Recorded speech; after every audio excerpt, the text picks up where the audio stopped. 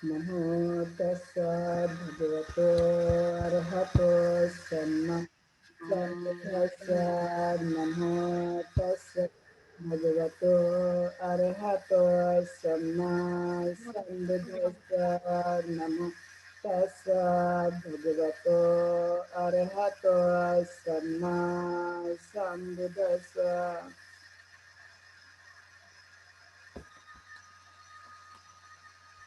तथागत गौतम बुद्ध की जयंती के अवसर पर 1 मई से लेकर 31 मई तक का बुद्ध व्याख्यानमाला का कार्यक्रम आयोजित किया गया।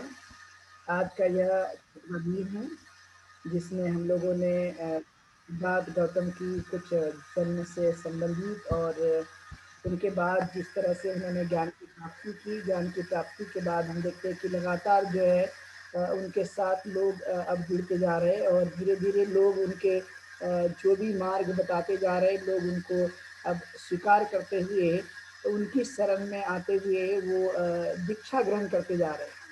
तो ऐसे कई लोग थे जिन्होंने इस धर्म की दीक्षा ग्रहण की और इसकी खासियत ये कि तथागत गौतम बुद्ध ने उनके लिए कोई जातिगत क्राइटेरिया नहीं रखा था। वो किसी भी जाति के व्यक्ति होंगे, वह कहीं पर भी जन्मा होगा, यदि वो इच्छा रखता है कि मुझे धर्म का अनुसरण करना है, तो धर्म के अनुसरण करने के लिए वो स्वतंत्र था।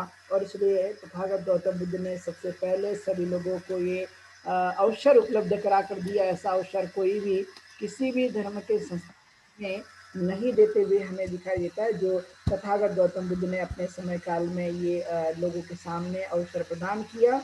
चूँकि हम जानते हैं कि इस तरह की जो भावनाएं हैं लोगों के अपने विकास के लिए, लोगों के अपने कल्याण के लिए, अपने दुखों की मुक्ति के लिए ज़्यादातर लोग उनको बताया नहीं करते थे उस काल में, और इसलिए लोग जो है वो काफ़ी कुछ अज्ञान का जीवन जी रहे थे। और ऐसे समय में तथागत को उनको बताना उनके लिए काफ़ी नई बात थी और लोगों को एक जीवन में कुछ अब कुछ उत्साह या कुछ जीवन की कुछ किरणें जो हैं वो लोगों को लगने लगी थी कि अब हमारे जीवन में कुछ अच्छा हो सकता है। एक अच्छी भावना जो है लोगों के दिमाग में आने की भी संभावना जाग रही थी और इसीलिए वो लोग अब धर्म के मार्ग के ऊपर में जीवन को जीने के लिए वो लगातार अपना जीवन जी रहे थे। और अब समय आ गया था कि अब लगता था महिलाओं को भी कि अब हमने संघ में शामिल होना चाहिए। और इसीलिए हमें महाप्रजापति गौतमी चूँकि उनकी माँ थी और उसको भी अब लगने लगा था कि नहीं, अब हमें संघ में प्रवज्जित हो जाना चाहिए, संघ का जीवन जी कर देखना चाहिए। और ये भावना जब उनके मन में आई, लेकिन शुरुआती दौर पे तथागत गौतम बुद्ध के उस समय की परिस्थिति को ध्यान में रखते हुए उनको लगता था कि महिलाओं के लिए अभी उपयुक्त समय नहीं है और इसलिए अभी उन्होंने ये धर्म में नहीं प्रवज्जित होना चाहिए, इस तरह की भावना काल परिस्थिति के आधार पर वो कहने की कोशिश कर रहे थे। लेकिन फिर भी इस शाक्यवंशी महिलाओं का जो उत्साह था वो काफ़ी अपार था, काफ़ी लोगों को वह एक प्रकार से प्रभाव डालने वाला था। और इसलिए महाप्रजापति गौतमी ने अपनी इच्छा तथागत गौतम बुद्ध से जताई और जताने के बाद में वो कहती कि हम भी संघ में प्रवज्जित होना चाहते हैं, हम भी संघ का जीवन जीना चाहते हैं। इस तरह की जो भावना है वो उनके मन में आ रही थी। और अब ये बात जो है उन्होंने तथागत गौतम बुद्ध से कही और तथागत गौतम बुद्ध ने शुरुआती रूप से मना कर दिया। उनको लगता था कि हम यदि संघ में अभी महिलाओं को यदि शामिल करते तो उनके लिए पर्याप्त मात्रा में व्यवस्था नहीं है और इसलिए उन्होंने शुरुआती दौर पर मना कर दिया था। चूँकि तथागत गौतम बुद्ध एक ऐसे धर्म के संस्थापक हुए, ऐसे हमारे शास्त्रा हुए जिन्होंने सबके प्रति समान भावना रखा है, चाहे वो गरीब हो, चाहे अमीर हो, चाहे महिला हो या पुरुष हो, किसी भी प्रकार का भेदभाव उनके मन में बिल्कुल भी नहीं आता था। क्योंकि वो हर व्यक्ति का जीवन से दुख चले जाए, हर व्यक्ति का कल्याण हो, हर आदमी सुखी बन सके, यही भावना उनके मन में लगातार जो है वो अटूट रहती थी और इसी कारण से वो खास अपने जीवन को अच्छी तरह से जीवन के उस पड़ाव तक या उस ऊंचाई तक या निर्वाण की जिस अवस्था को कहते हैं, वहाँ तक हर व्यक्ति ने जाना चाहिए, ये उनकी विशेष तौर पर धारणा थी और इसीलिए फिर उन्होंने ये काम उनसे कहा, लेकिन शुरुआती दौर पे कुछ मूलभूत समस्याओं की वजह से उन्होंने मना कर दिया था। लेकिन फिर भी शाक्य जो स्त्रियाँ थीं, महाप्रजापति गौतमी उनका नेतृत्व कर रही थी, वे 500 शाक्य स्त्रियों ने ये मन बना लिया था कि चाहे कुछ भी हो जाए, लोग हमें कुछ भी कहें और तथागत गौतम बुद्ध यदि हमें नहीं भी मौका देते, लेकिन हम कम से कम उन संघ में प्रवज्जित होने के लिए हम ज़रूर प्रयास करेंगे।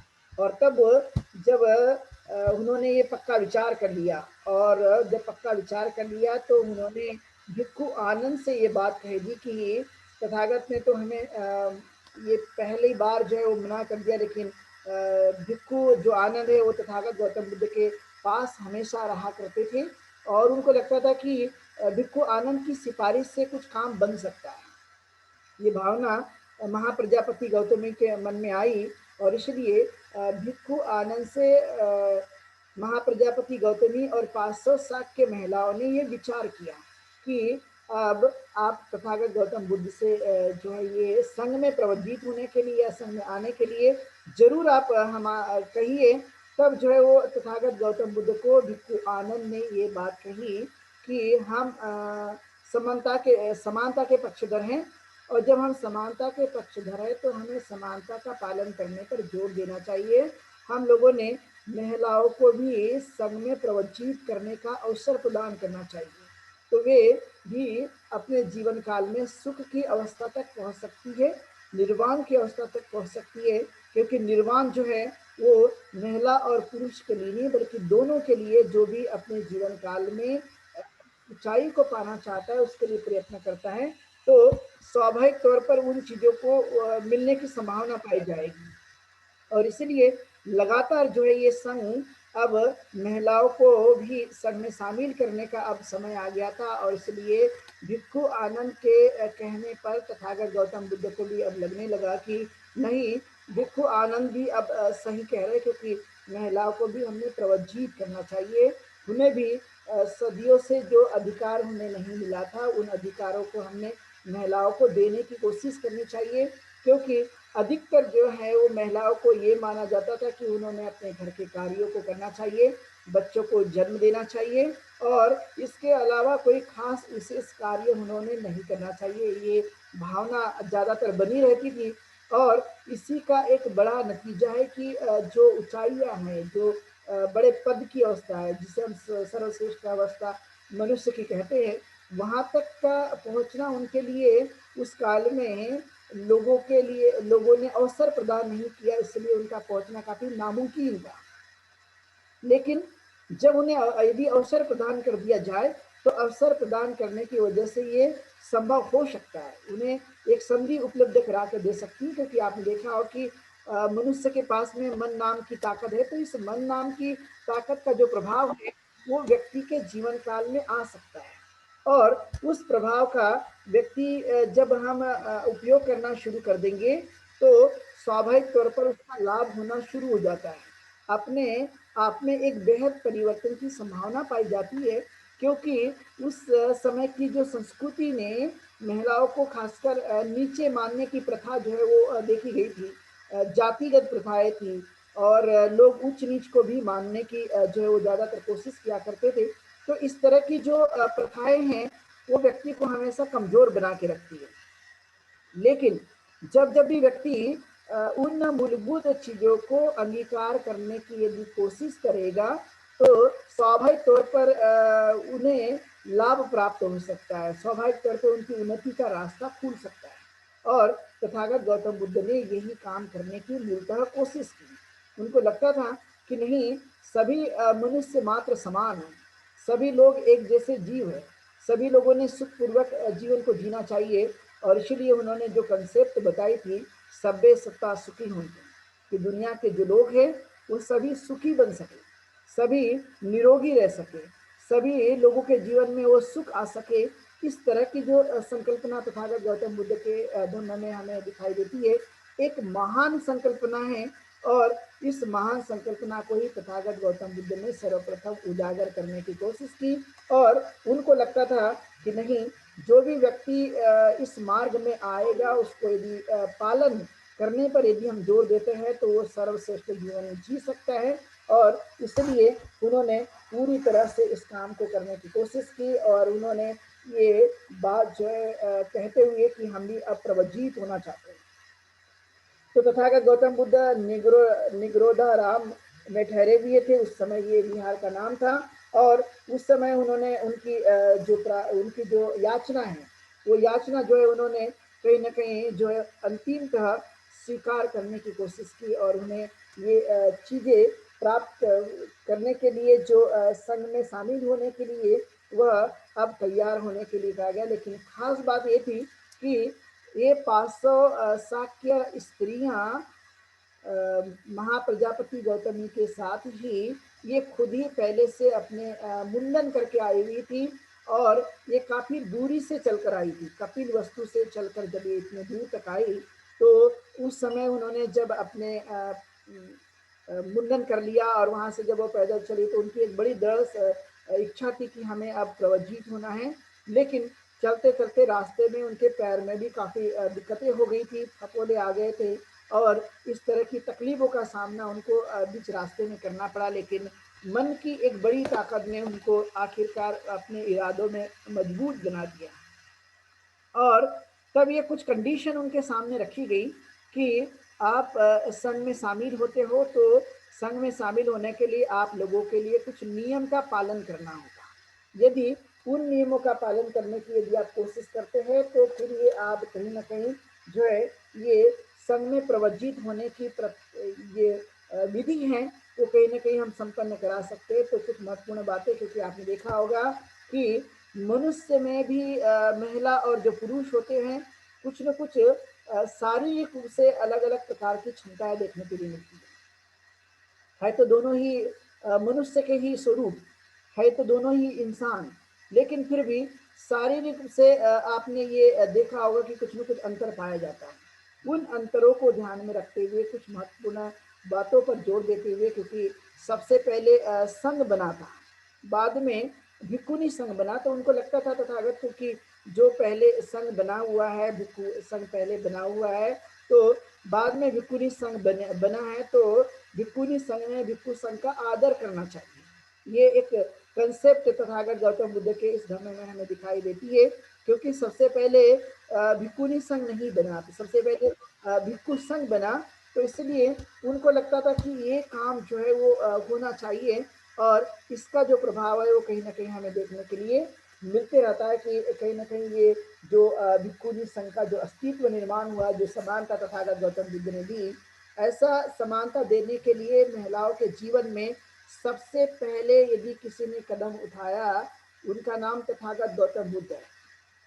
उसके पहले किसी भी ऐसे व्यक्ति ने ये समानता का जो अधिकार या समानता का कदम उठाने का प्रयास जो है वो किसी ने नहीं किया हुआ हमें दिखाई देता है। लेकिन तथागत गौतम बुद्ध ने सबसे पहले इसका प्रयास किया और प्रयास करके उन्हें संघ में शामिल करने के लिए पूरी तरह से अब वो तैयार होकर उन्हें संघ में शामिल कराया। तो इस तरह की जो बात हमें देखने के लिए मिलती है और देखने के बाद में ये बात समझ में आती कि नहीं, तथागत गौतम बुद्ध के इस धर्म के कारण ही कई लोगों को सुख की प्राप्ति हुई। उन्होंने अपने अनुभव बताए, उन्होंने अपनी खुद की व्यक्तिगत जो कुछ भी धारणाएं पहले से जो बनी हुई है, तो उस धारणाओं को कैसे हम अपने जीवन काल में अलग करते हुए उन चीज़ों को हमने करने की कोशिश की।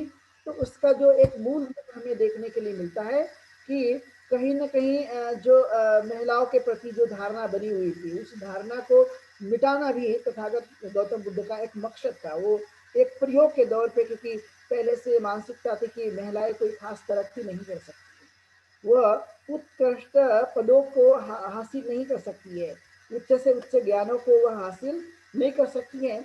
तो ये जो प्रयोग की दृष्टि से जब तथागत गौतम बुद्ध ने इन कार्यों को करने की कोशिश की, तो हम लोगों ने ये पाया कि उस काल में ये 500 शाक्य स्त्रियां, उसमें स्वयं महाप्रजापति गौतमी, स्वयं यशोधरा भी शामिल थी, और उन्होंने इस काम को बड़ी बखूबी से इरादे के साथ में करने की कोशिश की। जब हम देखते हैं तो महाप्रजापति गौतमी खुद स्वयं रानी थी, छोटा मोटा कद नहीं था, क्योंकि राजा शुद्धोधन स्वयं राजा थे। तो राजा की पत्नी रानी, तो हम समझ सकते कि रानी का भी मन संग में प्रवृत्त होने का जो है वो मन बना था। आज के समय में यदि आप इस तरह से आप देखने की कोशिश करेंगे तो आप पाएंगे कि बहुत ही जल्दी से मन जो है वो प्रभावित नहीं होता, या मनुष्य जो है उस ओर आगे आना नहीं चाहता, क्योंकि अलग अलग प्रकार की चीजें मनुष्य को हमेशा सताते रहती है। मतलब व्यक्ति को वो छोटा ही जीवन उसको लगता है कि यही पर्याप्त जीवन है, उससे आगे बढ़कर जो है वो निकलना नहीं चाहते। तो आप लोगों ने महसूस किया होगा कि जो मनुष्य की इच्छा आकांक्षाएं हैं वो कभी जो है वो रुकती नहीं है। आपने महसूस किया होगा, यदि एक इच्छा पूरी हो जाए तो उसके बाद दूसरी इच्छा जन्म ले लेती है, दूसरी इच्छा यदि वह आ गई तो तीसरी जन्म लेती है। तो ये जो इच्छाओं का जो ऑटोमेटिकली जो एक के बाद एक आना है, वो स्वाभाविक तौर पे लगा रहता है। लेकिन जब हम उन मूलभूत बातों को समझ लेते हैं तो फिर व्यक्ति के जीवन काल में, जिसे हम लोभ, द्वेष और मोह की बात करते हैं, ये कहीं ना कहीं रूक सा जाता है, कट सा जाता है। और एक बार कट गया तो जीवन में उन चीजों को पूरी तरह से हम काट देने के कारण मनुष्य के जीवन में दुख नाम की कोई चीज जिसे मानते हैं वो समाप्त हो जाती है।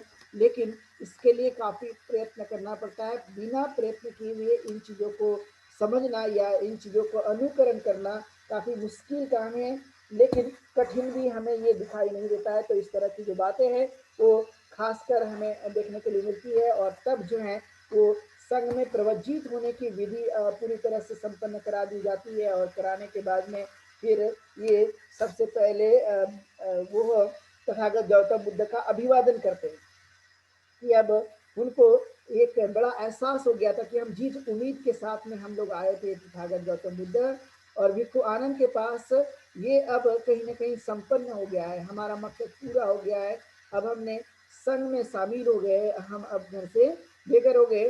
तो हम समझ सकते हैं कि सिद्धार्थ गौतम अपने उम्र के 29 साल से अपने घर को छोड़ देते हैं, और बाद में 35 साल की उम्र में उनको ज्ञान की प्राप्ति होती है। लेकिन वो बाद में हम देखते हैं कि जब वो धर्म का प्रचार और प्रसार करना शुरू करते हैं तो काफी लोगों की संख्या उनके साथ आना शुरू हो जाती है।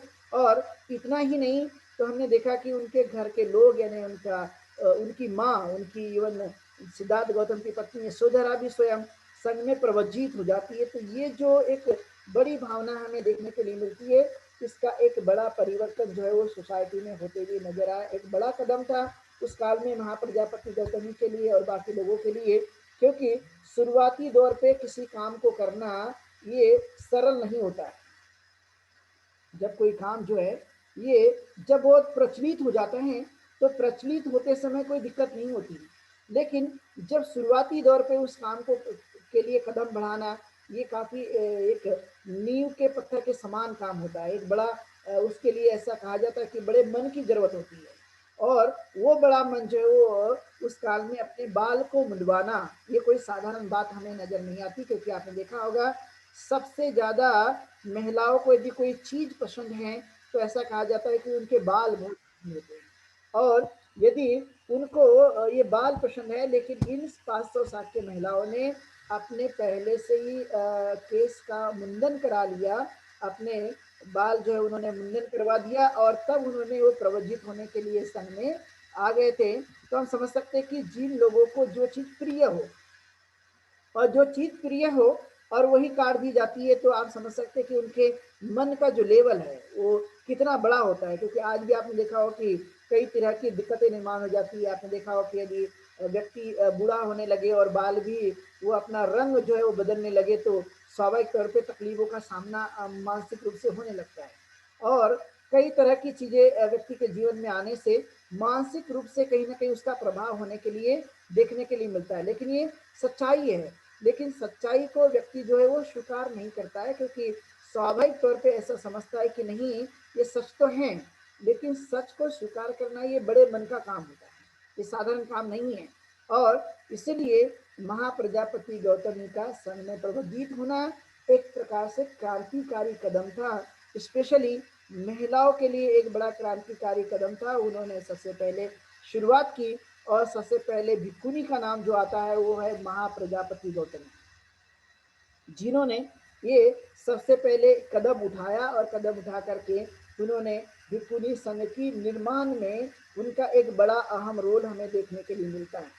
यदि महाप्रजापति गौतमी ये हिम्मत नहीं बढ़ा पाती कि हम भी इस संघ में शामिल होना चाहते हैं, तो उसके बाद कब परिणाम आता या कब ये संघ निर्माण होता, इसकी उम्मीद या कल्पना करना मात्र होगा। लेकिन सही मायने में महाप्रजापति गौतमी ने जो अपना एक साहस उस काल में दिखाया, एक बड़ी हिम्मत उनने वो दिखाई, तो लगता है कि एक बड़ा कदम जो है उनके माध्यम से हमें देखने के लिए मिलता है। और तब से आज तक का जो प्रभाव है वो कहीं ना कहीं हमें हमारे जो कुछ भी महापुरुष होकर गए उनके महिलाओं के सशक्तिकरण के लिए या महिलाओं के उत्थान के लिए एक बड़ा क्रांतिकारी कार्य जो उनके माध्यम से होते हुए दिखाई देता है।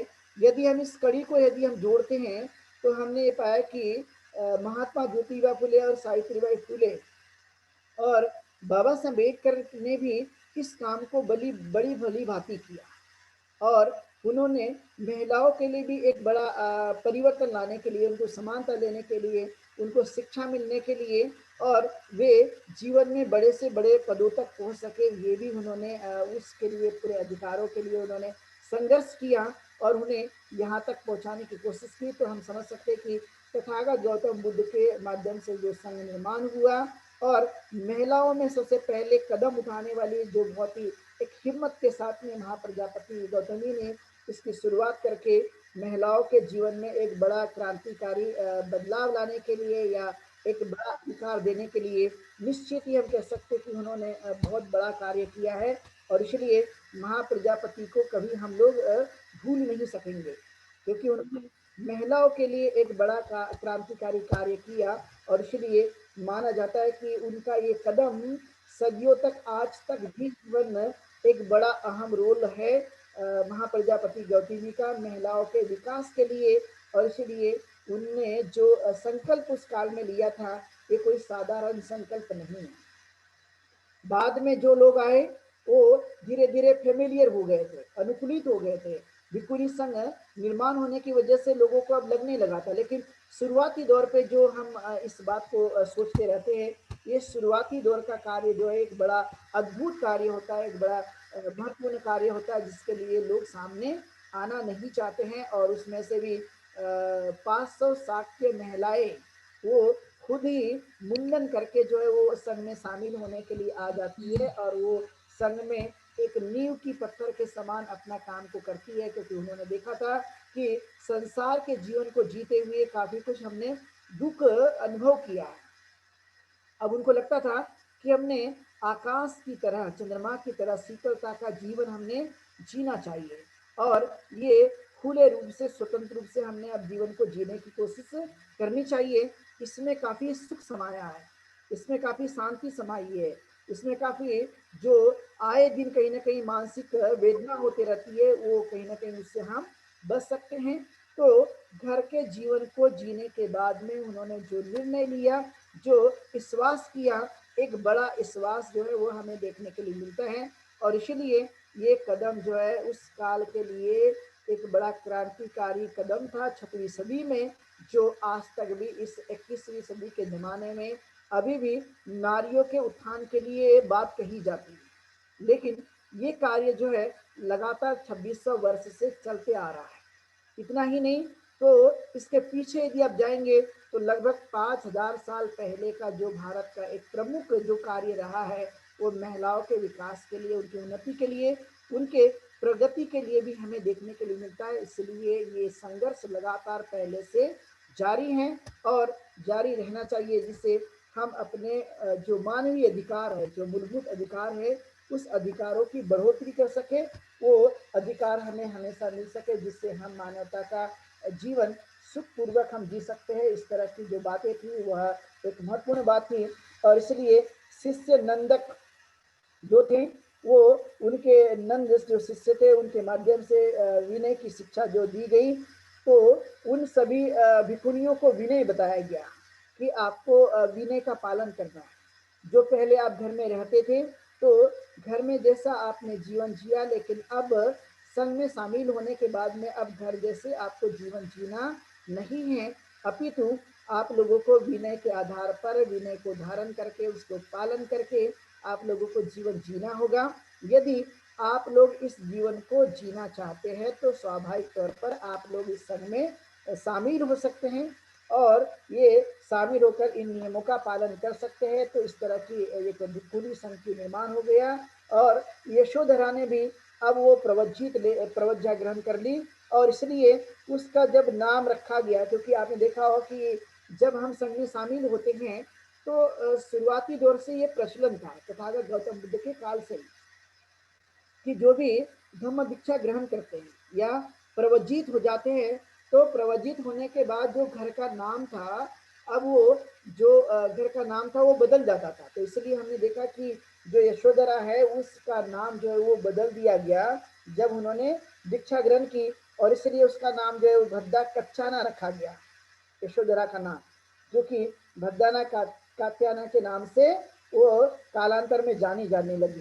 तो इस तरह का हम एक बड़ी चीज़ों को देखने के लिए मिलता है। तो इसलिए आज के समय में भी बौद्धों के लिए एक इस तरह की प्रेरणा लेने की जरूरत है कि जब हम जो हमारे पुराने नाम होते हैं और जब हम धम्म दीक्षा ग्रहण करते हैं तो धम्म दीक्षा ग्रहण करने के बाद हमारे अपने नाम को बदलना चाहिए।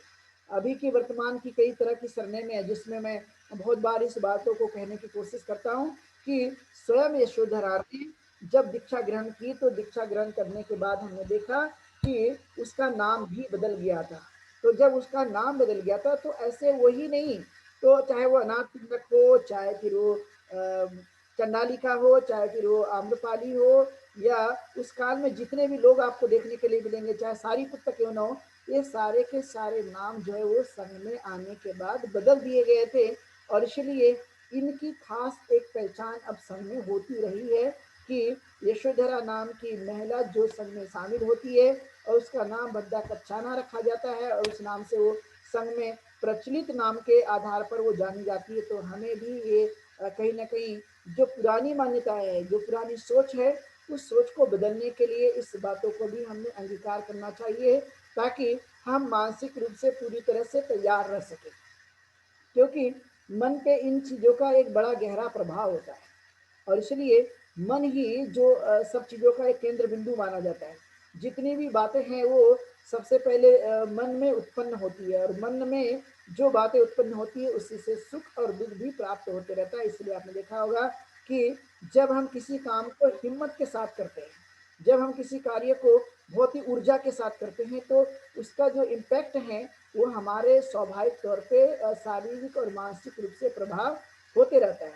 क्योंकि जीवन है तो जीवन में सुख दुख और उतार चढ़ाव तो स्वाभाविक तौर पे वो आते रहते हैं, लेकिन कहीं ना कहीं हमारे हिम्मत रखने की वजह से, हमारी सोच एक सकारात्मक दृष्टिकोण की रखने की वजह से उसका एक प्रभाव हमारे व्यक्तिगत जीवन में देखने के लिए मिलता है, और हमने उस बातों को बड़े ही गंभीरता के साथ अपने जीवन में उतारे रखने के लिए प्रयत्न करते रहना चाहिए। और यही सिलसिला दुखों से मुक्ति का सिलसिला, मानव कल्याणकारी का सिलसिला और जीवन को एक अच्छा, एक उत्कृष्ट जीवन तक पहुंचाने का ये आंदोलन जो है वो अब गतिमान और भी हो रहा था। 500 महिलाओं ने अब ये दीक्षा ग्रहण कर ली थी। उनमें से शाक्य महिलाएं, जो कि एक बड़ा उस समय का शाक्य वंशियों का नाम बड़ा था, और हम जानते कि कपिल वस्तु में जो रहने वाले लोग थे वो बड़े शक्तिशाली लोग कहे जाते थे, एक शक्तिशाली लोग थे।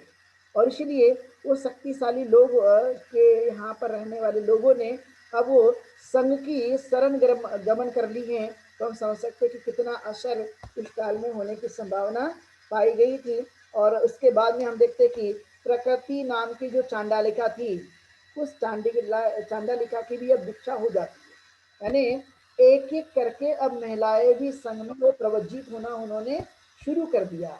वो धीरे धीरे अब संघ की तरफ आकर्षित होने लगी थी, क्योंकि उनको संघ का जीवन बड़ा प्रसन्न, आनंदित और हैप्पीनेस का और पीस का अब लगने लगा था, और इसलिए उस प्रभाव में अब शामिल होने लगे थे। उनको लगता था कि हमने संघ में जीवन को जीना चाहिए, और इसीलिए अब उनको लगता था कि हम जो जीवन जिए हैं, अब हमारा जनरेशन ऐसा जीवन नहीं जीना चाहिए। कहीं ना कहीं अब हमने उनको सुख की तरफ में आगे लेकर जाना चाहिए। हमने जैसा जिया तो अब हमें वो सोच नहीं थी, हमारे पास अज्ञान था, लेकिन अब हम अपने जनरेशन को, अपने लोगों को, या अपने सोसाइटी को, या देश में रहने वाले सभी लोगों के लिए कम से कम इन बातों को उन्हें बता करके, उन्हें जीवन में समझा करके उन्हें ऊपर उठाने की कोशिश करनी चाहिए, ताकि उनका अज्ञान दूर हो सके और वे सुखपूर्वक अपने जीवन को जी सके। इस तरह की जो बातें थी उस पर ज़्यादा से ज़्यादा वो फोकस करने की कोशिश किया कर रहे थे, और उसका एक बड़ा प्रभाव जो है वो समाज के ऊपर अब होने लगा था। ये एक बड़ी आंदोलन, एक बड़ी क्रांति की बात हमें देखने के लिए मिलती है, जो तथागत गौतम बुद्ध के माध्यम से होती हुई नजर आती है। और चांडालिका, जैसे कि हम जानते हैं कि उसे जो है वो श्रावस्ती में तथागत गौतम बुद्ध जहाँ पर जेतवन विहार में ठहरे हुए थे, वो वहाँ पर आती है, और आनंद जो है वो अपने भिक्षाटन के लिए जाते हैं। और जब भिक्षाटन के लिए जाते हैं तो उन्हें प्यास लगती है, तो वो जहाँ पर ये रुकी रहती है, जहाँ से पानी लेती है कुएं से, वहाँ पर ये भिक्षु आनंद जाते हैं और उनसे पानी मांगते हैं। तो पानी मांगने के बाद में उसको लगता है कि हमने आपको पानी नहीं देना चाहिए, या मैं पानी नहीं दे सकती हूँ क्योंकि मैं नीच जाति से हूँ। तो भिक्खु आनंद को तो ऐसा कोई महसूस नहीं हो रहा था कि कोई नीच है या कोई ऊंच है, या कोई ऐसी भी धारणाएं हैं। तो उससे लगता था कि नहीं, कोई महिला होगा या पुरुष होगा, मेल या फीमेल हो सकते हैं, लेकिन कोई ऊंच और नीच है ऐसा उनको किसी भी प्रकार का नहीं लगता था। लेकिन फिर भी चांडालिका जो है वो इस तरह से विचार करती थी, और विचार करने के बाद में वो सोचती रहती थी कि मैं चांडाल जाति की हूँ। उसका नाम प्रकृति है, नाम तो देखो तो बहुत ही सुंदर नाम है, लेकिन उसको लगता था कि मैं एक चांडाल कन्या हूँ, और चांडाल कन्या हूँ इसलिए मैं आपको पानी नहीं दे सकती, क्योंकि मैं नीच हूँ और आप तो श्रमण हैं। श्रमण को मैं कैसे पानी दे सकती हूँ, क्योंकि ये यदि पानी दिया गया तो कहीं ना कहीं मुझे पाप लगेगा, या मुझे ये अछूत होने की वजह से ये अधिकार मेरा नहीं है, आपको मैं पानी नहीं दे सकती हूँ। इस तरह की वो बातें मन में लाती है और वो प्रकट भी कर देती है। और फिर भी भिक्खु आनंद ने जो है उनसे पानी की बात कह दी कि हाँ मुझे पानी चाहिए, क्योंकि वो उन्हें प्यास लग रही थी। तो पानी की धारणा वो लेती है, और फिर उन्होंने कहा कि पानी का संबंध क्या किसी जाति से हो सकता है? यदि कोई आदमी प्यास लगी है तो इस जाति का आदमी हूँ इसलिए मैं आपको पानी नहीं दे सकता। तो पानी का संबंध किसी जाति से नहीं, बल्कि पानी का संबंध व्यक्ति के प्यास से है, और इसलिए प्यास को बुझाने की कोशिश करनी चाहिए। तो ये ज़्यादातर जो समस्या है कि उस काल में भी देखने के लिए मिलती है। और आपने अभी भी देखा होगा, जब हम बाबा साहब अम्बेडकर के जीवन चरित्र को पढ़ते हैं तो हमने पाया कि उनको स्कूल में जाते समय, जब वो काफ़ी छोटे थे, जब कोई उन्होंने ऐसा कोई अपराध नहीं किया था, लोगों के लिए, लोगों के साथ ऐसा कोई गलत कार्य नहीं किया था, तब भी उनको पानी पीने नहीं दिया जाता था सार्वजनिक स्थानों पर। और उनको ही नहीं, तो समाज में इस तरह की कई तरह की समस्याएं हमें देखने के लिए मिलती है कि लोगों को पानी नहीं दिया जाता, लोगों को पानी पीने की जो भावना थी लोगों के मन में, ये पीना चाहते लेकिन फिर भी उनको दिया नहीं जाता था, क्योंकि इस तरह की सामाजिक एक बड़ी विषमता थी। और इसलिए इस विषमता को ही तथागत गौतम बुद्ध जो हैं वो उस समय उन्होंने खत्म करने की कोशिश की, और ये समस्याएं भारत में ज़्यादातर ये बनी रही है, और इवन ये आज भी पूरी तरह से समाप्त नहीं हुई है। जो चंडालिका के मन में जो बात बिठा दी गई थी एक लड़की के मन में कि आप नीच है, आप छोटी जाति से हैं, और इसलिए आप श्रमण को पानी नहीं दे सकती है, लेकिन उन्होंने कहा कि मुझे तो पानी चाहिए, और पानी का संबंध किसी जाति से नहीं होता है, और ये स्वाभाविक बात है कि पानी का संबंध किसी भी जाति से नहीं होता, और इसलिए मुझे पानी चाहिए। तो उन्होंने अपने बर्तन उन्होंने पानी आनंद को दे दिया, और पानी देकर वो काफी जेतवन में वो लौट गए। और जब वो जेतवन में लौटे तो उनके पीछे पीछे जो है वो आनंद के पीछे पीछे चांडालिका जो है वो आती रहती है। और आने के बाद में पीछा करते करते आती है, और वो आने के बाद में मालूम करती कि कहाँ रहते हैं। तो उसने पाया कि उनका नाम आनंद है और वो तथागत गौतम बुद्ध के शिष्य है। और ये भावना जब उनके मन में आती है तो अपनी माँ मातकी से वो कहती है इस बात को, मातंगी से जब कहने के बाद में कि वो काफी रोती भी है, उसके मन में इस आनंद के प्रति जो है, भिक्खु आनंद के प्रति प्रेम उत्पन्न हो जाता है। और उसको लगता है कि मैंने इस भिक्खु आनंद से जो है वो शादी करनी चाहिए, उनसे मैंने विवाह करना चाहिए। लेकिन ये बात उतनी ही सही थी कि वो भिक्खु होने की वजह से चाहे उनके मन में उत्पन्न हुआ होगा भाव, लेकिन फिर भी वो नहीं कर सकती थी। लेकिन फिर भी उसके मन में जो भाव उत्पन्न हुए उन्होंने अपनी माँ से कहा, और वो काफी रोने भी लगी। और रोने के बाद में फिर उसकी माँ उनको भोजन के लिए आमंत्रित करती हैं। और भोजन पे आमंत्रित करने के बाद में वो उनको लगता है कि मैं किसी भी हाल में भिक्खु आनंद को मैं मना कर रहूंगी या उसे मैं समझा दूंगी। तो ये सब बातें उत्पन्न हो जाती है और वो भोजन दान के लिए आते हैं। फिर बाद में उनको ये सब चीज उत्पन्न हो जाती है और उनको लगता है कि मैं इसके ऊपर मैं जादू टोना भी कर दूंगी, यदि ये नहीं मानेगा तो ऐसे कोई ना कोई मैं हथकंडे अपनाऊंगी या ऐसे टोटकों का इस्तेमाल करूंगी जिससे ये भिक्खु आनंद मान जाएगा। और ये कहीं ना कहीं वो मुझसे प्रभावित होकर कहीं ना कहीं शादी जरूर कर लेगा, इस तरह की भावना उसके मन में आती है। लेकिन हम जानते हैं कि ये ऐसा संभव नहीं था, लेकिन फिर भी एक उस समय की उसकी सोच थी। और फिर उन्होंने, उनकी माँ मातंगी ने भिक्खु संघ को यानी भिक्खु आनंद को भोजन के लिए अपने घर पे आमंत्रित कर दिया। और जब ये भिक्खु आनंद जो उनके घर पर आए तो ये जो प्रकृति है, चंडालिका प्रकृति, ये बड़ी प्रसन्न हुई, आनंदित हुई। उसको लगा कि मेरी कुछ जो इच्छाएं हैं वो अभी पूर्ण होने के लिए उसे महसूस होने लगा था कि अब कुछ हो सकता है। और फिर उन्होंने कहा, मातंगी ने उनसे, भिक्खु आनंद से कहा कि मेरी जो लड़की है ये आपसे शादी करना चाहती है। और तब भिक्खु आनंद ने कहा, नहीं, मैं ये नहीं हो सकता क्योंकि मैं ब्रह्मचर्य का व्रत करता हूँ, मैं उसको ग्रहण किया हूँ और मैं शादी नहीं कर सकता। और मैं किसी भी स्त्री से विवाह नहीं कर सकता, किसी से नहीं, लेकिन मैं किसी भी स्त्री से विवाह नहीं कर सकता हूँ। इस तरह की भावना उनके मन में आई।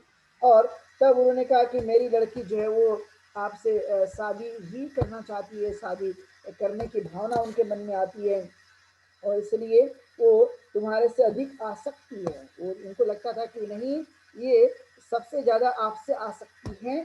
और आनंद का उत्तर था कि मैं असमर्थ हूँ, यदि आप जो भी कहना चाहते, लेकिन मैं असमर्थ हूँ, ऐसा मैं कुछ भी नहीं कर सकता, ये संभव नहीं है क्योंकि मैं तथागत गौतम बुद्ध का शिष्य हूँ और मैं संघ में प्रवजित होकर मैं संघ का जीवन जीता हूँ। तो ये संभव होना काफी मुश्किल है, ऐसा बिल्कुल भी नहीं हो पाएगा, ये बात कही गई।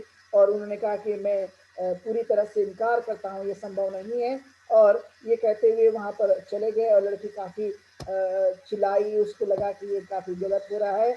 और उन्होंने कहा कि अपनी माँ से कि कोई जंतर मंतर का तो भी उपाय कर दीजिए, कम से कम ये मान जाए, यानी जो भी हथकंडे है उस हथकंडे को अपनाइए और इससे जो है मेरे से शादी कराइए। उसकी बड़ी मन की चाहत थी कि ऐसा होना चाहिए, लेकिन ऐसा संभव बिल्कुल भी नहीं था। तो इस तरह की जो बातें हैं वो हमें देखने के लिए मिलती है। और इस तरह की सारी जो यथा व्यथा है, जो ये बात आगे चलकर तथागत गौतम बुद्ध के पास भी जाती है। तथागत गौतम बुद्ध कहते हैं कि ये ऐसा संभव नहीं है, लेकिन फिर भी आपको आनंद की कौन सी अच्छी चीजें लगती है, आनंद के अंदर में ऐसे कौन से गुण हैं जो आपको प्रभावित करते रहते हैं, कौन से ऐसे गुण हैं जो आपको उनके उनसे छूते रहते हैं, ऐसी कौन सी बातें हैं जो उनमें आपको देखने के लिए मिलती हैं। तो उन्होंने कई आंखों का वर्णन किया, कानों का वर्णन किया, नाक का किया।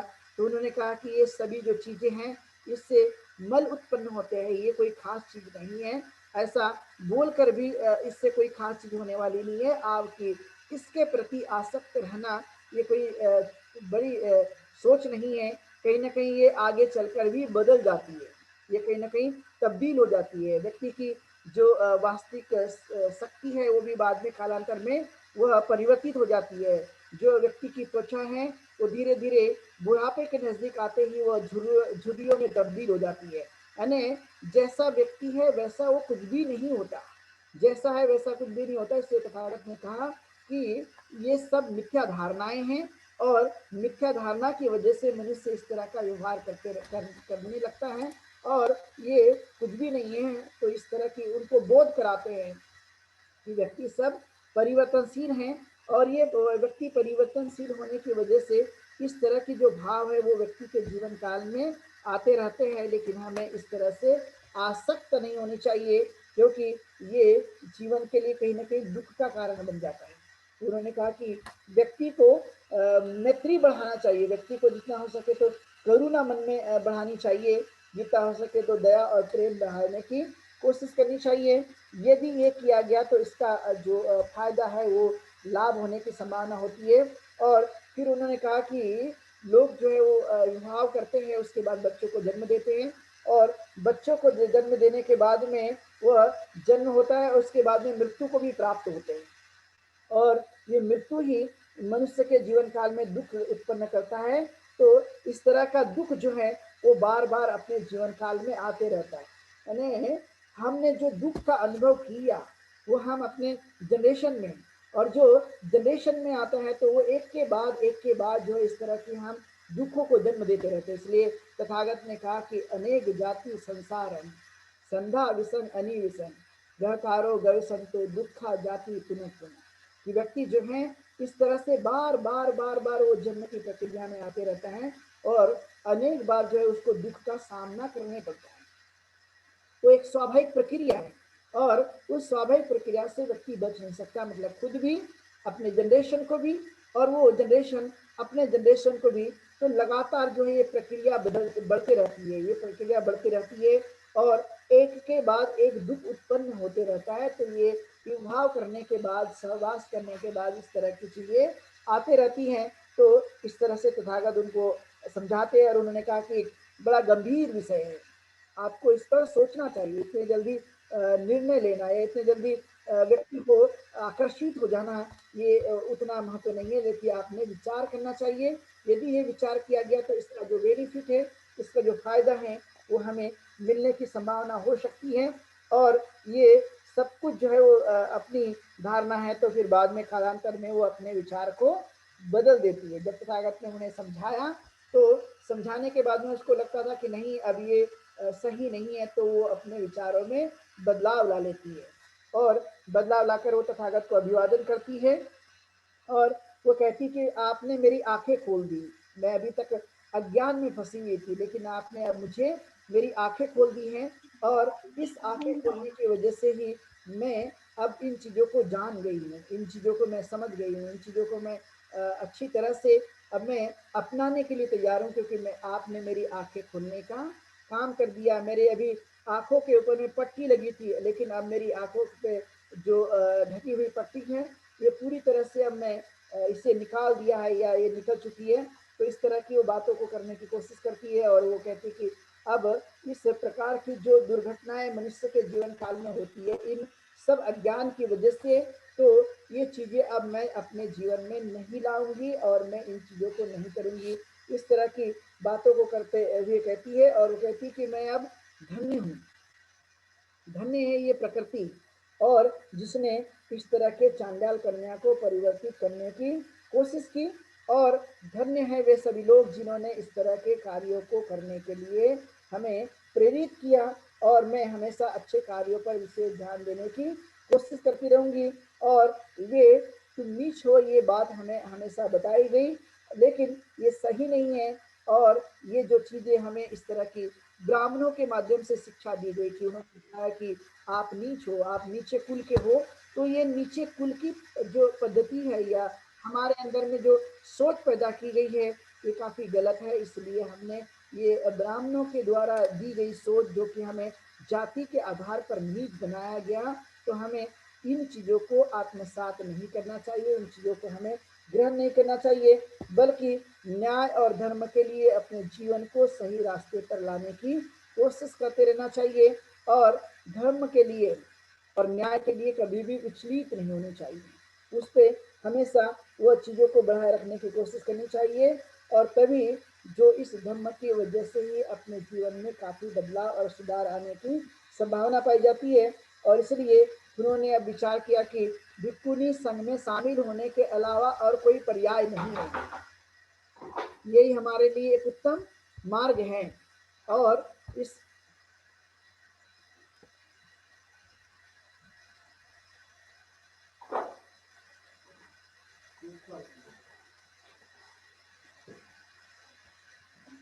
इस मार्ग को हमें जीवन को जीने की कोशिश करते रहना चाहिए, क्योंकि यही हमारे लिए एक उत्तम मार्ग है। और इसलिए कहा जाता है कि धम्म के अनुसार आचरण करने पर क्या क्या परिवर्तन होते हैं। इसलिए पाली में कहा जाता है कि धम्म पीति सुखम सेति प्रसन्न चेतसा, कि जो धम्म का आचरण करते हैं उनको बड़ी मीठी नींद आती है, अच्छे से वो जीवन यापन कर पाते हैं, अच्छे से वो जीवन को जी सकते हैं। ये उनके जीवन काल में काफ़ी कुछ परिवर्तन देखने के लिए हमें मिलते रहते हैं, और वो हमें करनी भी चाहिए। और इसलिए उन्होंने कहा कि अब निसंदेह अब मुझे भिक्खुनी संघ में शामिल होना चाहिए, तभी मेरा ये नीच प्रवृत्ति जा सकती है। नीचे जाति का जो स्वभाव बनाकर मेरे मन में बिठा दिया गया है, ये कहीं ना कहीं समाप्त हो सकता है। और इसलिए तथागत गौतम बुद्ध का ये आंदोलन जाति को तोड़ने के लिए भी था, जाति को समाप्त करने के लिए भी था, कि जिन जिन जातियों के मन में ये पहले से भावना बैठी थी कि नहीं हम इस जाति के हैं, हमें ये कार्य करना चाहिए, उस जाति के आधार पर हमें जीवन को जीना चाहिए। तो तथागत गौतम बुद्ध ने इस बात को सबसे पहले बड़ी मजबूती के साथ में उसको तोड़ने की कोशिश की, और इसलिए जाति विहीन एक संघ बनाया। उसमें किसी भी जाति का कोई खास हस्तक्षेप नहीं है, कोई भी कहीं से आएगा लेकिन अपना सब कुछ पूरा भूल कर रहेगा। यदि वो संघ में आने के बाद उन चीज़ों की या उन प्रवृत्ति को यहाँ पे लाना चाहता है तो वो सही मायने में प्रवजित नहीं है। और इसलिए ये जो धारणा है, ये जो भावना है, इस तरह की हमें बलवती बनाते रहना चाहिए। इसका एक बड़ा प्रभाव जो है वो हमारे जीवन काल में देखने के लिए मिलता है।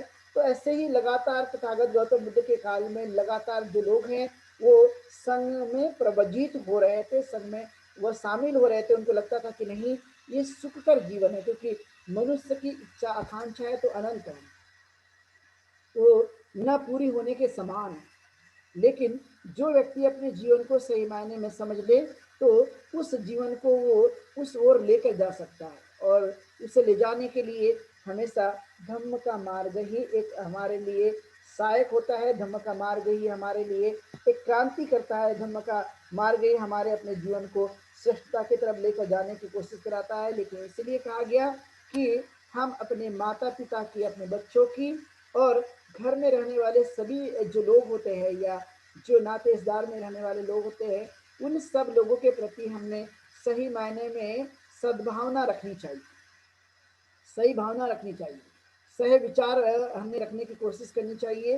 ये जो बातें होती है ये हमेशा अपने जीवन काल में यह ऊपर लेकर जाने वाली होती है। लेकिन आपने देखा कि जाति के आधार पर सोच होने की वजह से कोई यदि प्यासा है, कोई आदमी भूखा है, कोई परेशान है, लेकिन जाति की इस रेखा ने व्यक्ति को बांट के रखा, इसलिए प्यासा आदमी को प्यास लगने के बाद भी उसकी प्यास पूरी नहीं हो सकती, भूखा आदमी की भूख पूरी नहीं हो सकती, समस्याग्रस्त आदमी की समस्या वो दूर नहीं हो सकती, और दुखी आदमी की दुखों को दूर नहीं किया जा सकता। तो इस तरह की जो भावना है ये कितनी खतरनाक है व्यक्ति के जीवन के लिए, जो व्यक्ति के जीवन में हमेशा दुख को हमेशा नित्य के रूप में वो बनाए रखने की कोशिश करता है। तो ये इस तरह की जो गलत धारणाएं हैं, इन गलत धारणाओं को तथागत ने पूरी तरह से मिटाने की कोशिश की। और बहुत सारे ऐसे लोग थे वो हमेशा कई तरह के जीवन को जीते रहते हैं, असंयमित। इन असंयमित लोगों को संयमित बनाने की जो शिक्षा है या संयमित बनाने की जो कला है वो तथागत गौतम बुद्ध के संग में थी, धम्म में थी। और उन लोगों को जो असंयमित है, उनका मन व्याकुल है, अनेक प्रकार की समस्या से ग्रसित है, उन सब लोगों को उन्होंने संयमित बना करके उन्हें अच्छा एक व्यक्ति बनाया, अच्छा एक इंसान बनाया, अच्छी सोच उनको बनाने में कहीं ना कहीं स्थान दिया।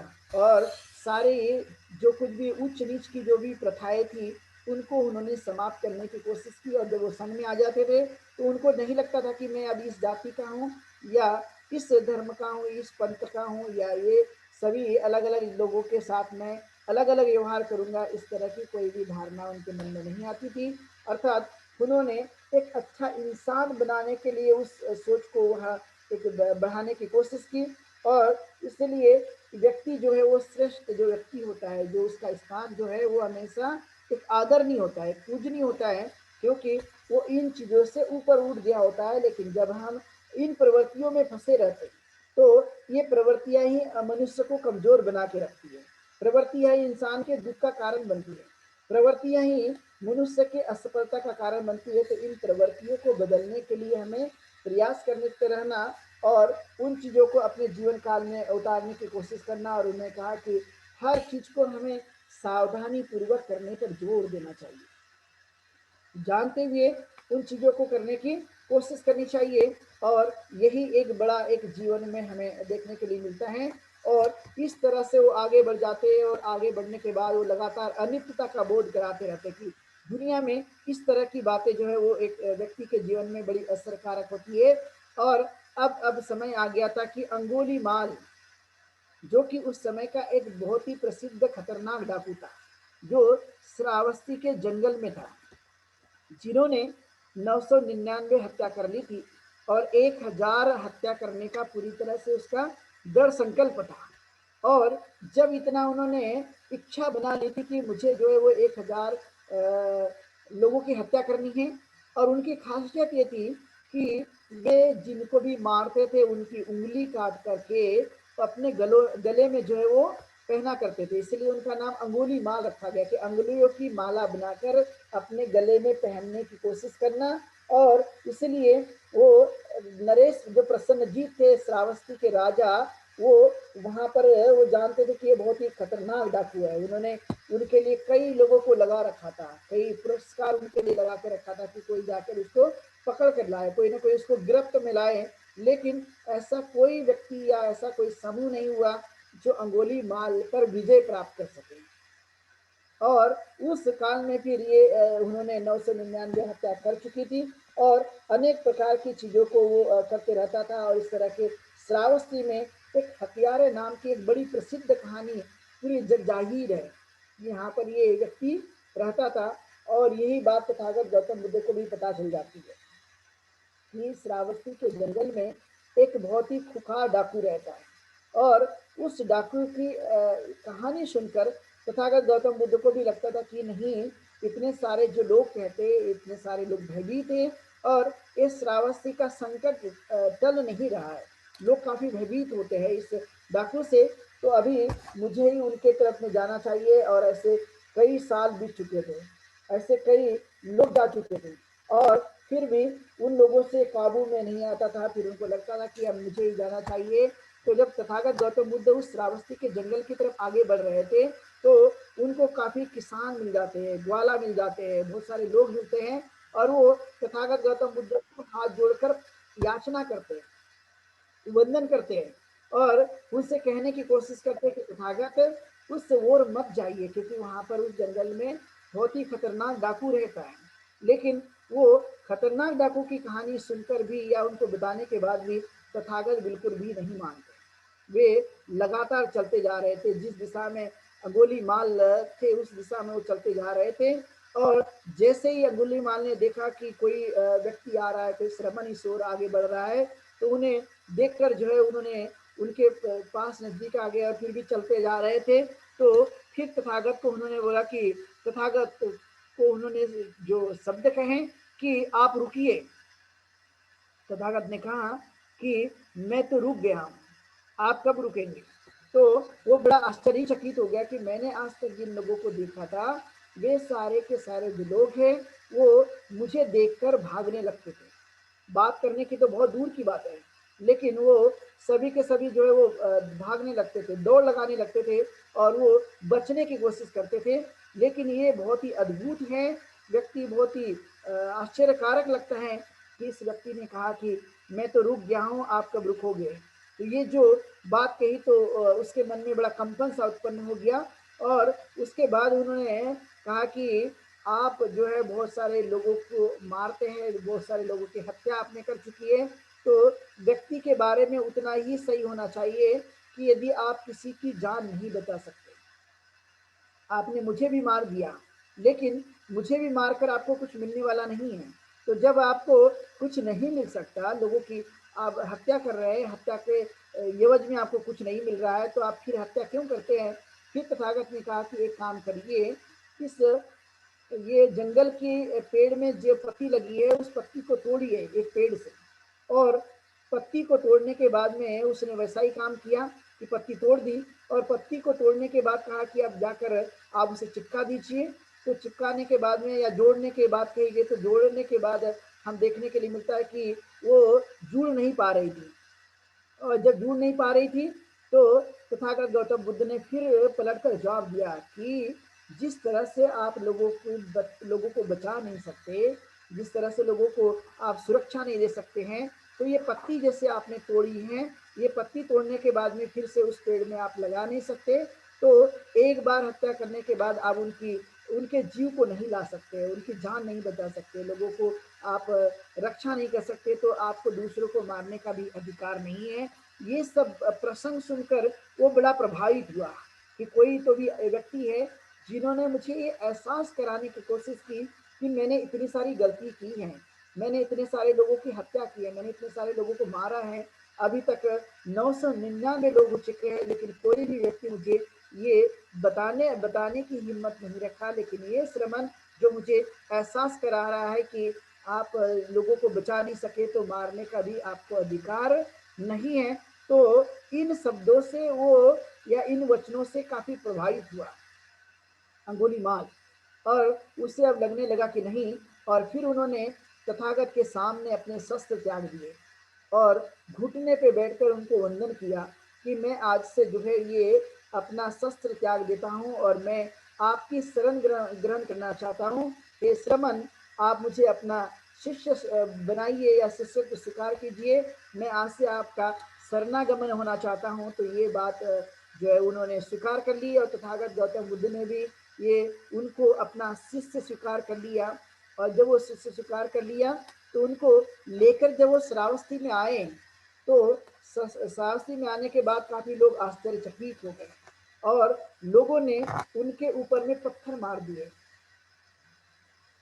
कुछ कंकड़ पत्थर फेंक दिए, उनके शरीर से खून निकलने लगा, लेकिन किसी को भी उन्होंने पलटकर कोई जवाब नहीं दिया। तब लोग जान चुके थे कि अब तथागत गौतम बुद्ध के सानिध्य में आकर तथागत गौतम बुद्ध के विचारों से काफी प्रभावित हो गए हैं, और ये निश्चित ही कुछ न कुछ उनको बोध प्राप्त हो गया है, और ये अब वैसे जीवन को नहीं बल्कि उससे बाहर निकलकर जीवन को जीने की कोशिश कर रहे हैं।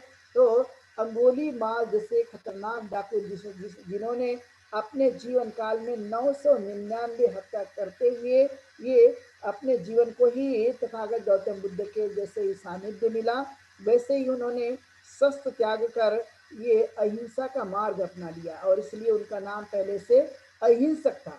बाद में जब उन्होंने हत्या की, इसलिए उनका खतरनाक डाकू के रूप में अंगोली माल के रूप में जाने लगा, क्योंकि वो अंगोली की माला पहनकर काट कर अपने गले में जो उनको पहनने की कोशिश करते थे, और इसलिए उनका नाम अंगुली माल रखा गया। इसलिए व्यक्ति कभी भी बदल सकता है, कभी भी अपने अवगुणों को दूर कर सकता है, कभी भी अपने जीवन में अकुशल को दूर करके कुशल चीजों को कर सकता है। तो जितना ज्यादा अकुशल जो है वो कम होते जाएगा, कुशल वैसे बढ़ते जाएगा, अच्छे गुण बढ़ते जाएंगे, सद्गुण बढ़ जाएंगे, तो स्वाभाविक है कि बेकार की चीजें हमारे जीवन काल से जाती जाएगी, और उतना ज्यादा अपना विकास और हमें सुख और शांति मिलने की संभावना होती है। और इसलिए तथागत गौतम बुद्ध को लगता है कि दुनिया की कोई भी चीजें नित्य नहीं है, वो सारी की सारी चीजें जो है वो अनित्य हैं। और इस अनित्यता के भाव को हमने जानने की कोशिश करनी चाहिए कि कोई भी संसार की वस्तु स्थिर नहीं है, कोई भी चीजें वह हमेशा के लिए वैसी की वैसी बने रहने की संभावना बिल्कुल भी नहीं है। व्यक्ति समय के साथ बदलते जा रहा है, समय के साथ परिवर्तित होते जा रहा है, और ये चीजों को हमें स्वीकार करने की जरूरत है। यदि हम परिवर्तन को स्वीकार नहीं कर सकते, तो हमारी हिम्मत, हमारी सोच कमजोर हो जाती है, उसके सामने छोटी हो जाती है। लेकिन जब हम परिवर्तित होते लगते हैं, तो उसके साथ हमारी हिम्मत, हमारी सोच और हमारी ताकत भी बढ़ने की संभावना होती रहती है। और इसलिए इस सिद्धांतों को हमने अहम रूप का जानते हुए हमने समझने की कोशिश करनी चाहिए। और उनके बारे में कहा कि वो भी एक अपने माता पिता की संतानें थी और इस तरह से उन्होंने अपने कार्यों पर ध्यान देते हुए इस चीज़ों को बढ़ाने की कोशिश की। और उसी का एक बड़ा गहरा परिणाम हमें देखने के लिए मिलता है कि तथागत गौतम बुद्ध ने कहीं ना कहीं अपने माध्यम से ऐसे कई लोगों को, जो कि गलत प्रवृत्तियां थी, गलत चीजें उनके मन में थी और वो गलत कार्यों को करने की कोशिश कर रहे थे, इन सब लोगों के साथ जो कुछ भी इस तरह की भावनाएं हो रही थी, लेकिन उसका जो प्रभाव है वो कहीं ना कहीं ये गलत था। और इसलिए इन चीज़ों को तथागत गौतम बुद्ध ने परिवर्तित करने की कोशिश की। और इसलिए कहा जाता है कि नहीं वेरे न वेरानी संबंधित कुदाचनं अवरेंच सम्मति देश धम्मोचरण करो, कि अर्थात वेर से वेर को कभी दूर नहीं किया जा सकता, अवेर से ही जो है वो दूर किया जा सकता है, यानी प्रेम से ही दुनिया को जीता जा सकता है, प्रेम से ही चीज़ों को अच्छा किया जा सकता है। इस बात पर विशेष ध्यान देते हुए उन चीज़ों को करने की कोशिश की गई। और इसलिए ये खतरनाक अंगुली माल डाकू जो है वो तथागत गौतम बुद्ध के साथ अभिक्षाटन करने के लिए निकले। और उन्होंने काफ़ी कुछ वहाँ पर परिवर्तित होते हुए लोगों ने उनको देखा, समझा कि अब ये तथागत की अद्भुत शिक्षा ने, तथागत गौतम बुद्ध के इस धम्म के प्रभाव ने उनको अब पूरी तरह से बदल दिया है और वे अब निश्चित ही सुख के मार्ग का अनुसरण कर रहे हैं। यही बात उनको देखने के लिए मिली। और फाइनली हम समझ सकते हैं कि अपनी शिक्षाएं अपने शत्रु को भी बदलने के लिए कहीं ना कहीं मददगार होती है, अपने लोगों में वो प्रभाव डालने के लिए होती हैं। और इसलिए अब ये जो अंगोली माल है, जो एक पतन की तरफ में थे, अब उनका पतन का रास्ता अब समाप्त होकर उत्थान का मार्ग जो है अब शुरू हो गया। और इसलिए ये हमें अब उनके हाथों में, जो उनके हाथ खून से रंगे थे, अब ये खून से नहीं बल्कि अब ये सुख और शांति और अच्छी शिक्षाओं के आधार पर जीवन को जीने के लिए वो अब अपने आप को बना रहे हैं, अपने आप को बदल रहे हैं। और इसलिए एक प्रयोग की दृष्टि से देखने के बाद कि लोगों ने उनके विरोध किया, लेकिन उन्होंने विरोध को जताया नहीं बल्कि अपने मन के आधार पर उन चीज़ों को करने की कोशिश की। और एक अद्भुत परिणाम जो है वो हमें देखने के लिए मिलता है। तो ये खास महत्वपूर्ण बात है जो तथागत गौतम बुद्ध के जीवन काल में इन सब चीज़ों को देखा जाता था। तो ऐसी कई बातें हैं जो व्यक्ति के जीवन में आने की संभावना होती है। इसलिए तथागत ने सदाचरण और मैत्री का आचरण करने पर जोर दिया। और जो व्यक्ति अपने जीवन काल में मैत्री का हर दिन अभ्यास करेगा, वो हर दिन अभ्यास करने के बाद में उन लोगों को 11 चीज़ों का लाभ होने की पूरी संभावना पाई जाती है। इसलिए हमेशा हमने इन बातों का ध्यान रखना चाहिए कि हम मैत्री भावना का अभ्यास करेंगे और इन चीज़ों को करने की कोशिश करेंगे। इसका तथागत गौतम बुद्ध स्वयं इन बातों को कहने की कोशिश की है कि हमें मैत्री भावना का अभ्यास करना चाहिए, इसका हमें लाभ अपने जीवन काल में होते रहता है। तो उन्होंने सबसे पहला लाभ बताया कि उसका शरीर जो है वो हमेशा सुखी रहता है। जो मैत्री भावना का अभ्यास करता है उसका शरीर जो है वो हमेशा सदा सुखी रहता है, वह हमेशा मीठी नींद सोता है। तो उससे जो है वो नींद अच्छे से आएगी, नींद में किसी भी प्रकार की कोई तकलीफ होने की संभावना नहीं होती है, उसका चित्त एकाग्र होता है। जो भी मैत्री भावना का अभ्यास करेगा उसका चित्त जो है वो एकाग्र होगा और उसे बुरे सपने नहीं दिखाई देते, उसे डरावने सपने नहीं दिखाई देते, उसे घबराने वाले सपने नहीं दिखाई देते, उसे मन को तकलीफ देने वाले जो बुरे सपने होते हैं वो बिल्कुल भी नहीं दिखाई देते। यानी जो गलत प्रवृत्ति वाली जो भावनाएं के जो सपने हमें दिखाई देते हैं तो वो बिल्कुल भी नहीं दिखाई देता। और कहा जाता है कि जो श्रेष्ठ श्रेष्ठ पुरुष होते हैं, जो सद्गुणों से लिप्त होते हैं, ऐसे सद्गुणी पुरुष जो है उनकी सदैव ही रक्षा करते हैं, उनको हमेशा स्मरण करते रहते हैं, उनके बारे में वो विचार करते रहते हैं। सुबह के पहले पहर से ही वो कल्याणकारी भावनाओं के बारे में विचार करते रहते हैं। तो वो सद्गुणी पुरुष भी उनकी रक्षा करते हैं। और कहा जाता है कि ऐसे व्यक्ति सभी लोगों में प्रिय होते हैं। जितने लोग होंगे यदि वो मैत्री भावना का अभ्यास करते हैं तो सही मायने में वो सबके प्रिय होते हैं, उनको हर आदमी प्रेम करता है। और वे विषैले जो जीव होते हैं, जिनके पास पॉइजन पाया जाता है, ऐसे जो जीव है जो जिनके पास विष पाए जाते हैं, अर्थात विषैले जीवों से उनकी रक्षा होती है, अर्थात उनको कोई खतरा बिल्कुल भी उनसे नहीं होता।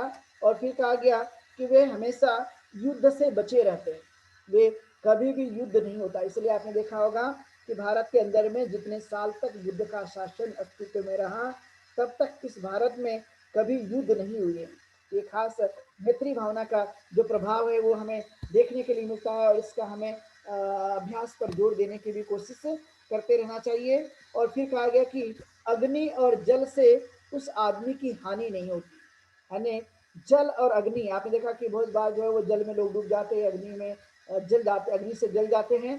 तो जल और अग्नि से उनको किसी भी प्रकार की कोई हानि नहीं होती है। और फिर है कि वो अपने कार्य में हमेशा सफल होते रहते हैं, अपने कार्यों में हमेशा निरंतर जो है वो सफलता की तरफ में जाते रहते हैं। और कहा जाता है कि जब हम मैत्री भावना का अभ्यास करते रहते हैं, तो मैत्री भावना का अभ्यास करने की वजह से व्यक्ति सुगति के मार्ग में जाता है, सुगति के मार्ग पे वह आरूढ़ होता है।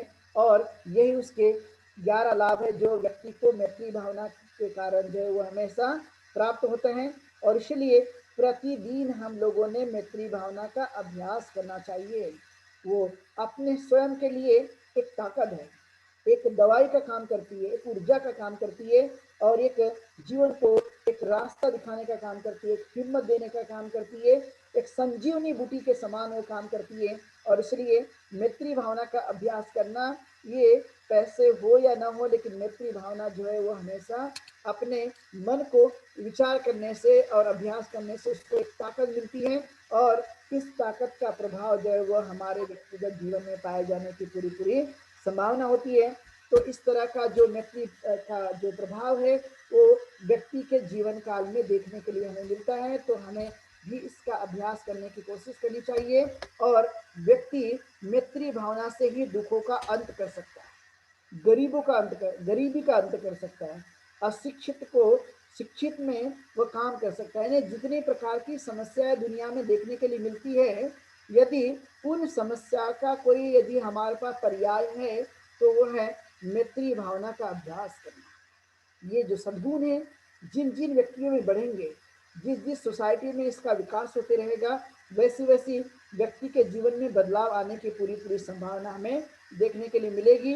तो ये हमें ज़्यादा से ज़्यादा प्रयास करने की कोशिश करनी है। और हम जितने लोग हैं वो ज़्यादा से ज़्यादा अपने इस मानसिकता को बढ़ाए रखने की कोशिश करें, और हर दिन सुबह उठने के बाद और सोने से पहले इस तरह के मन को बनाए रखने की कोशिश करें, स्मरण करें, सही विचार करने की कोशिश करें, मन को एक अच्छी सोच प्रदान करें सोने से पहले और जागने के बाद। तो हमें एक ऊर्जा मिलती है, एक ताकत मिलती है, और इसका एक अद्भुत प्रभाव जो है वो हमारे जीवन में देखने के लिए मिलता है। तो आज के इस धम्म देशना के माध्यम से यही बात कहते हुए आप सब लोगों ने इस देशना को सुना है, मैं सबके प्रति ढेर सारी मंगल कामना देता हूँ। आप निरोगी रहें और अपने धम्म मार्ग को अनुसरण करते रहे, यही मंगल कामना आप सब लोगों के लिए। और धम्म पालन गाथा से आज के इस देशना को यहीं पर विराम देते हैं।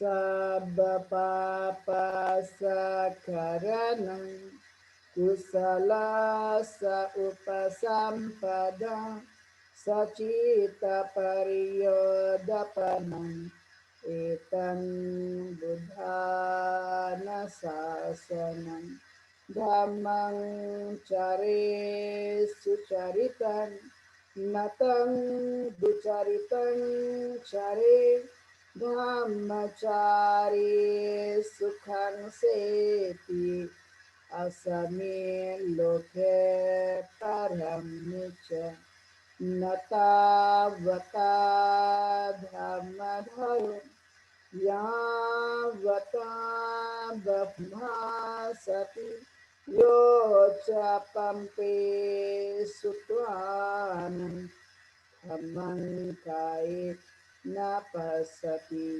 सवे धम्मधरो होति यो धम्मं न पमज्झति नति मे शरणं गय्यं बुद्धो मे शरणं वरम् एतेन सच्चवचेन होति ते जयमङ्गलम् नति मे शरणं गय्यं धम्मो मे शरणं वरम् एतेन सच्चवचेन होति ते जयमङ्गलम् नति मे शरणं गय्यं संगो मे शरणं वरम् एतेन सच्चवचेन होति ते जयमङ्गलम् नमो